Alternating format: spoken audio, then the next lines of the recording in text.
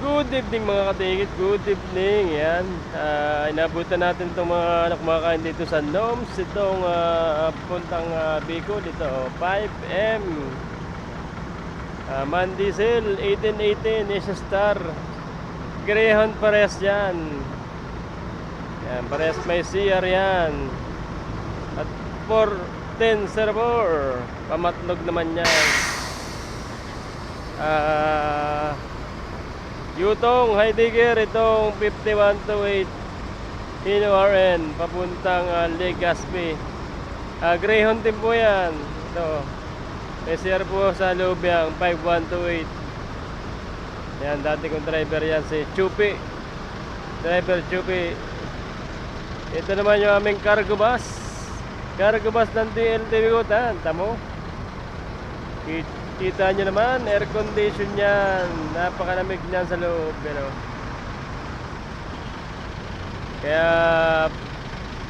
pag nagpadala ka ng bagahe sa DLTV yan, fresh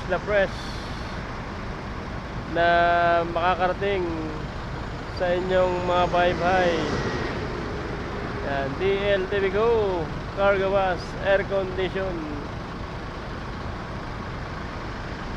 Yan, safe na safe po yan. At tinted dyan, di kita yung mga bagahe sa loob. Kasi pag hindi tinted, ay may tendency ma-hijack sa daan. Kasi makikita yung mga kargang bagahe. So yan, maraming kumakain sa loob ng Noms Kitchen. Yan, may dumating pang isa, 6M Biyahe Legazpi rin yan. Ito naman 2x1 seater, itong 6M.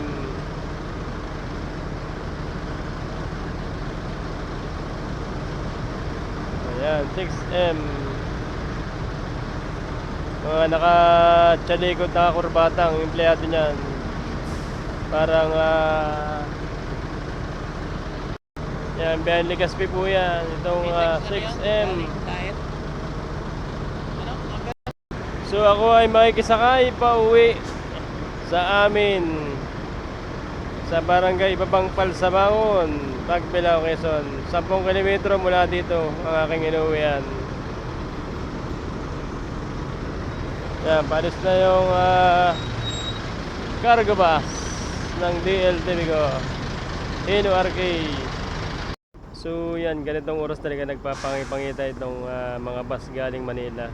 Mga 12:30 hanggang alauna ng madaling araw yan. Dito nagpapangipangit na galing Pitix at galing Cubao yan. Pares pong nadaan sa Buendia yan. Yang Pitix para pumikap ng pasero, saka sa Turbina yan. Ito palang 1818 ay papuntang Iriga. Yung 5M may pa Legazpi yan. Itong 1404 ay matnog naman yan. Walang signboard, pinatayan signboard. Tabako yung 5128 yan.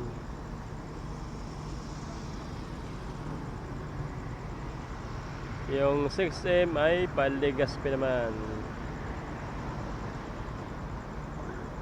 So isang galing Cubao at saka isang galing Petix, yung Greyhounds Express. Yan, sa mga gusto sumakay sa DLTV Go, yan, meron tayong terminal dyan sa Cubao, EDSA, Aurora, Buendia, Turbina at Taliban.